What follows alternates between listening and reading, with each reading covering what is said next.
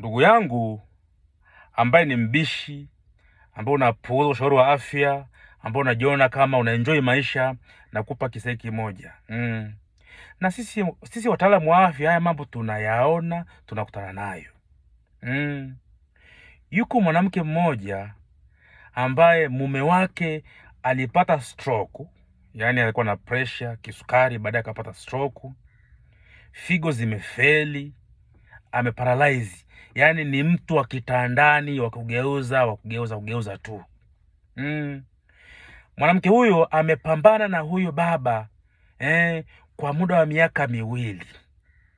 Sababu ni mtu wa beba, geuza, hospitali, rudisha, yani hivyo.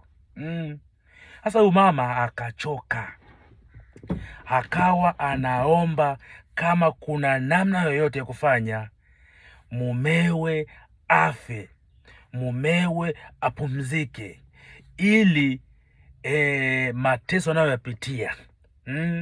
Manake kila siku yuko katika matibabu, hazalishi, anamuuguza, kumfulia, kumpikia, akajisaidia kinyesi, mkojo, ni yeye anapambana naye.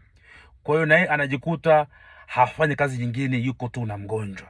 Akaomba mumewe afanyiwe namna afe ili apumzike. Na yule mwanamke ni miaka 30 na kitu huku.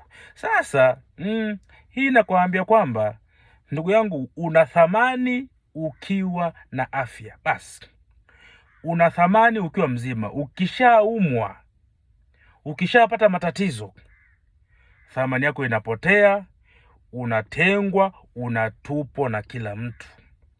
Kwa hiyo jipende sasa, linda sana afya yako, tunza sana afya yako.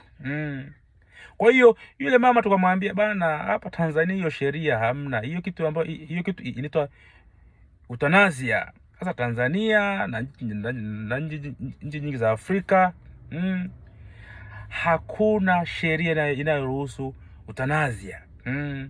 Yani ile huduma ya kusitisha uhai wa mtu ili apumzike kwa hiari yake, kwa hiari ya familia. Hii huduma haipo. Kwa hiyo tukamshauri pale, lakini akaondoka shingo upande na nini. Tukasema sijui, ngoja tutaona. Lakini lengo la ujumbe wenu kwambia ndugu wangu, linda sana afya yako. Afya ikiyumba, kila kitu kitayumba.